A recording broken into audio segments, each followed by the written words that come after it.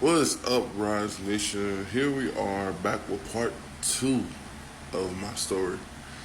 So I'm gonna just start it off like this because I was supposed to post this. I was supposed to post this yesterday, but I wound up falling asleep, and around that time you need your rest. So you see this picture right here.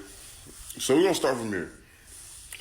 So you ever watch part one? I advise you go watch part one before you come to part two because everything in the beginning is explained there, and now we kind of continue on.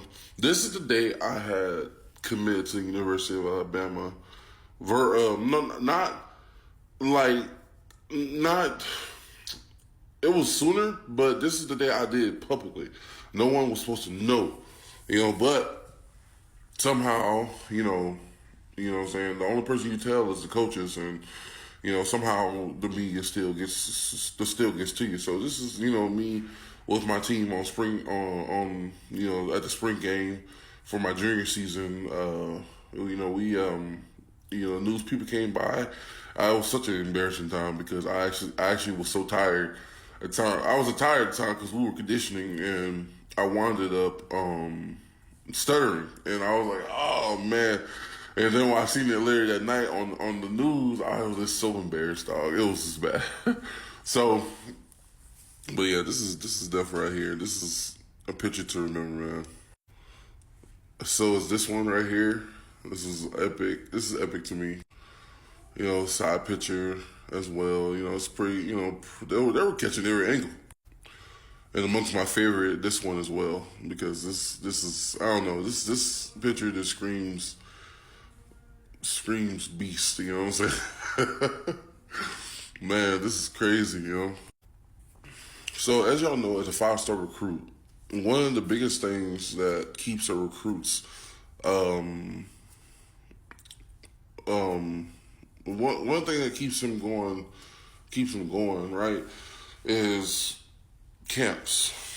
Yeah, the participating camps. I didn't know at first. I learned about the time I learned I was ranked highly. I was just now getting. I was just getting on the internet, and everybody, the guys let me know from the other guys in the locker room let me know like where I was ranked, and I was like, "Well, I'm ranked so low." You know what I'm saying? Like it's crazy. Like but in due time. This is the Oregon opening in Dallas. I won D-line even MVP and got a ticket to the opening finalists in Oregon.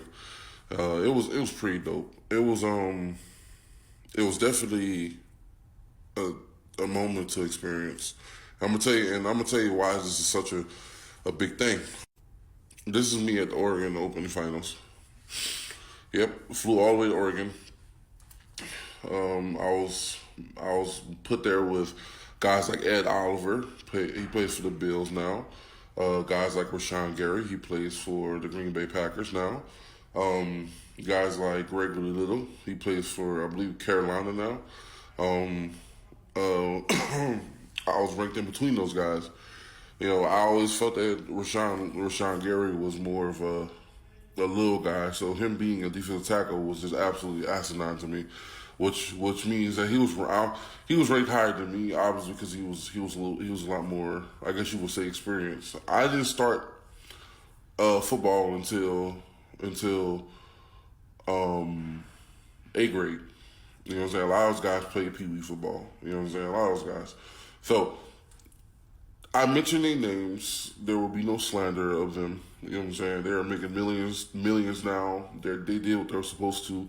They did what they needed to. You know what I'm saying? They made it to where they made it to that. You know what I'm saying? And deserve nothing but the best. You feel me? So I will mention these a couple times, obviously, to make y'all understand how deep I was into this. I wasn't just no pushover. Still not pushover, to be truthful with you. I'm just looking for. I just feel like I need to let everyone know the truth about what goes on inside of the athletic world. And now it's even worse because NIL is involved. So now there's money on the table. You know what I'm saying? So now imagine all I'm going through all this, and there's not even money involved. You know what I'm saying? I'm not getting paid no way, shape, or form. I'm just trying to get there. You know what I'm saying? So imagine. Excuse me, y'all. So I'll tell y'all one thing. You know, I was always. I'm sorry, I'm in the way. I'm always. I've always dreamed of inspiring people, especially the kids for the next generation. That was one of my biggest things. You know what I'm saying? Fame and fortune was never at the top of my mind ever. It never was. Money wasn't either. Actually, I hate money, but it's a necessity, right? But you know, I was at the Rivals camp in Baltimore. I wound up hurting my ankle. I hurt my ankle, unfortunately, but yeah, I managed to keep going and met this little guy. Lord knows it's been years, so I don't even remember the little guy's name, unfortunately. But I had the honor of, you know, his parents. He wanted the autograph from me, and as you can see, his little face right there. he was just like, wow. You know, I couldn't help it just to be happy. You know what I'm saying? To have someone look up to me. You know what I'm saying? It's a really amazing feeling, and if you don't, and if you don't take advantage of it, and you stay humble throughout the while, you know it should work out. You would think that, right? As long as you stay right, you know what I mean. As long as you give your, you know, you serve God and give your time, and you know what I'm saying. People, you know, everybody, it will find its way to you. You know what I'm saying. A lot of these guys, a lot of these little kids, they're big fans of these programs, and they was like, oh my God, is that such and such? You know what I'm saying? It it was it was a must. It was a must to get there. You know what I'm saying? To inspire all these little guys and these people, and you know what I mean. But then I guess I was missing the point where what about my happiness? You know, what happened to making Kendell happy? What did you have to do to to make sure that your mentality was secured, your emotions stayed in check? You know what I'm saying? All this stuff I had to learn the hard way. Uh, me going against Greg Little. Uh, he was a pretty decent guy. He could stay in front of me. You know what I'm saying? A lot of times these guys they teach O linemen that, oh, as long as you stay in front of them, you should win. But truth be told, that's not true. How many times have y'all seen a defensive lineman push back a guard or a center and then still get the tackle?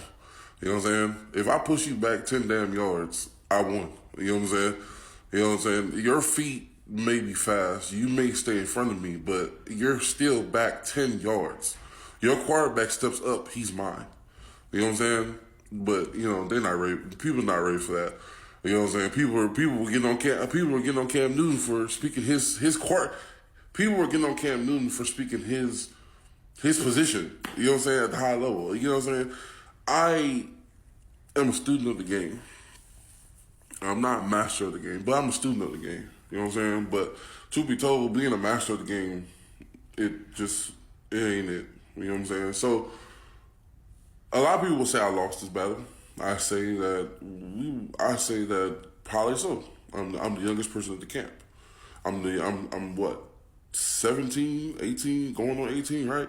All the rest of these guys are full 18, going on 19, about to leave. You know what I'm saying? About to go, do great things. You know what I'm saying? But I was really upset at most of these camps because I couldn't get no award. I couldn't get no awards. You know what I'm saying? Against all these big characters, like these big guys, these guys that are known in the system. I couldn't get there. You know what I'm saying? I was so mad, man. I was so upset. Man.